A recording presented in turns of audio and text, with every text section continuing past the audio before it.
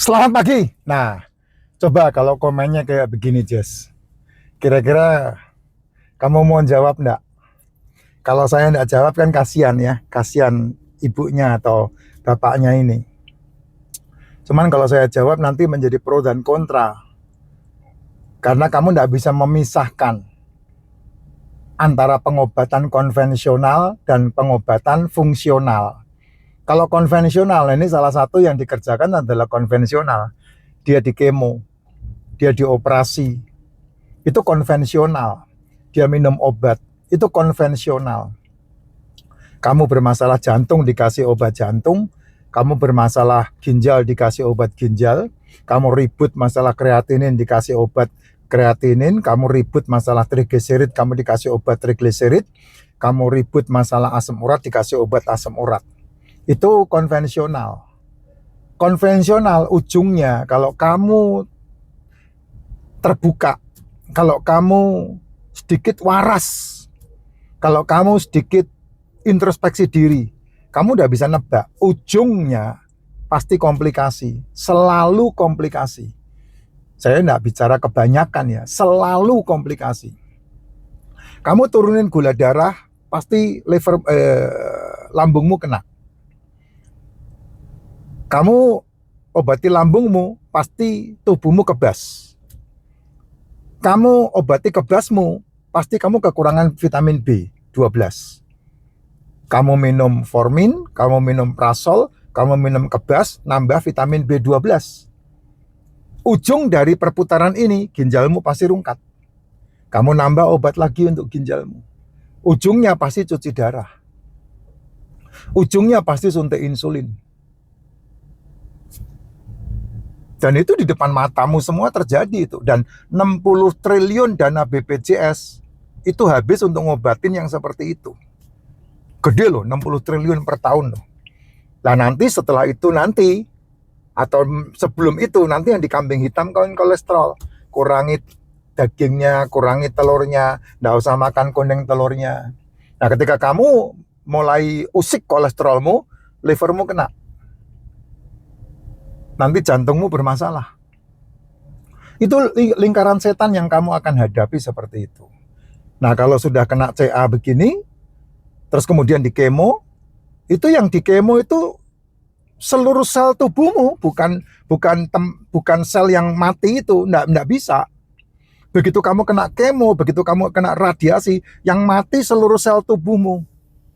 Dan hanya sementara itu hilang. Kenapa? Karena selnya semakin menggila. Sehingga 5 tahun, 7 tahun, kumat lagi.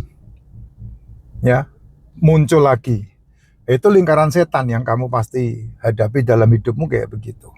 Nah, cara yang saya sampaikan, itu kamu berhadapan dengan langsung to the point kematiannya. Finalnya, kamu cara yang saya sampaikan. Tapi efeknya, tubuhmu menyembuhkan dirimu sendiri. Gitu. Makanya selalu dalam konten-konten saya bilang, masalahnya nanti mati, sekarang mati. Kamu siap mati enggak? Gitu aja. Kalau kamu udah siap mati, ya hajar. Karena apa ya? Karena dengan cara itulah tubuhmu bisa diselamatkan, tubuhmu bisa memperbaiki dirinya sendiri. Kok bisa begitu, Pak? Ya, karena di dalam tubuh kita itu Tuhan sudah memberikan satu kekuatan yang sangat luar biasa sakti. Namanya salutogenesis. Di dalam tubuhmu itu ada salutogenesis. Nanti Google, apa itu salutogenesis? Salutogenesis adalah kemampuan tubuh menyembuhkan dirinya sendiri. Nah, dia tidak bisa bekerja otomatis. Bekerjanya adalah kamu mengaktifkan fungsi-fungsi tubuhmu melalui apa? Sel. Di tubuhmu ini dari ujung rambut sampai ke ujung kaki itu isinya sel. Nah, kamu mulai aktifkan selmu. Bangun selmu, hidupkan selmu. Untuk apa? Untuk memakan sel-sel yang mati, sel-sel yang rusak. Karena kalau sel-sel yang rusak tidak dimakan sama sel-sel yang kuat, maka sel-sel yang rusak ini menjadi gila, menjadi ganas. Nanti jadinya kanker, nanti jadinya penyakit. Nah, sel-sel yang rusak itu semakin dikasih makan dan makanannya salah, semakin kuat dia. Gitu. Makanya saya selalu anjurkan tidak sarapan, tidak makan malam. Yang dimakan adalah telur, ikan, daging, dan seafood. Singkirkan semua yang berhubungan dengan gula. Apa itu yang berhubungan dengan gula? Nasi, cemilan, cepuluh, cebelas, jajanan, kue-kuean, sayur-sayuran, buah-buahan. Itu semuanya gula itu, Jess. Itu semuanya gula.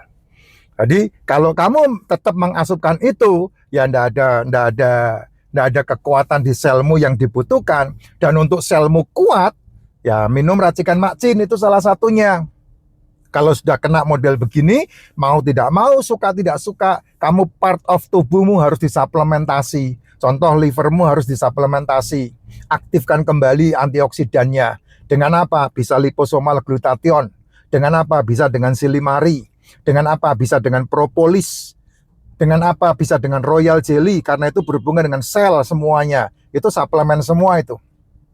Kemudian benahi lambungmu, benahi ususmu, benahi penyerapan dan pencernaanmu. Itu kan satu jalur nih. Mulut, tenggorokan, lambung, usus, tai. Itu kan satu jalur. Nah, kamu harus minum yang namanya probiotik yang CFU-nya 100 billion up.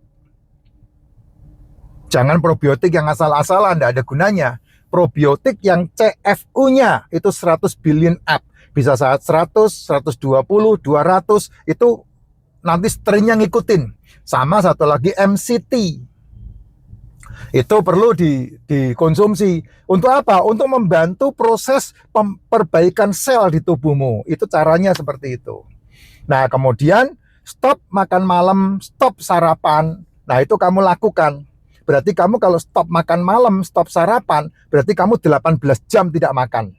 Nah, 18 jam tidak makan itulah yang membuat selmu pulih. Sehingga nanti tidak perlu kemo ini. Kenapa? Ya karena sel makan sel, sel makan sel. 16 jam kamu tidak makan, selmu akan dimakan sama sel yang kuat. Nah, bagaimana selmu bisa kuat? Ternutrisi. Bagaimana selmu bisa hebat? Ternutrisi, sehingga sel yang rusak dimakan sama dia, sel yang rusak dimakan sama dia. Makanan sel itu kan asam amino. Nah, asam amino terbaik itu kan sel yang rusak di dalam tubuhmu. Makanya itu disebut regenerasi. Kalau itu tidak terjadi disebut degenerasi dan menjadi masalah metabolik. Dan kalau kamu sudah kena masalah metabolik, ujungnya pasti komplikasi. Itu tidak bisa dipungkiri itu ya, jalannya udah seperti itu rule-nya. Nah, itu yang paling penting, Pak. Jadi kalau kamu jam 6 selesai makan, ya ingat yang dimakan ya telur, ikan, daging, seafood.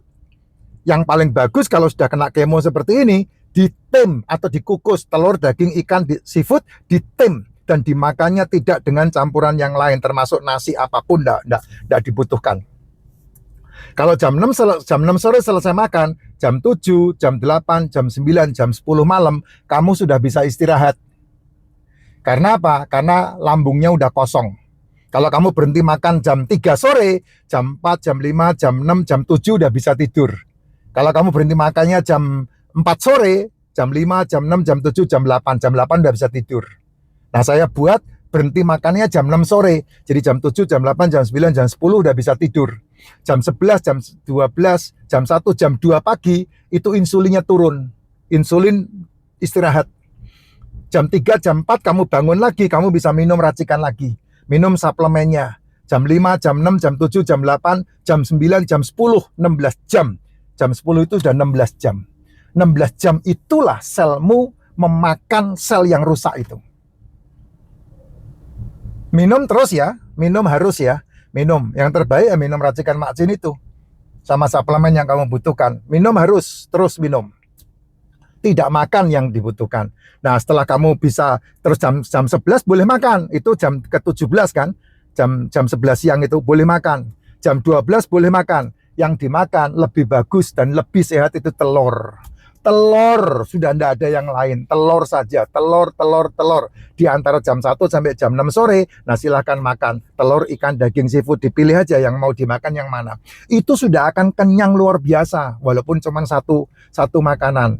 Ikan doang begitu, 2 potong atau 3 potong. Seafood doang, itu udah kenyang banget. Nah, kalau sudah berjalan 1 bulan, masuk bulan kedua, kamu bisa 24 jam tidak makan. Masuk bulan ketiga, 48 jam tidak makan. Nah, masuk bulan berikutnya 72 jam tidak makan, kamu bisa melihat keajaibanmu, kamu sembuh total. Karena apa? Stem cellmu muncul.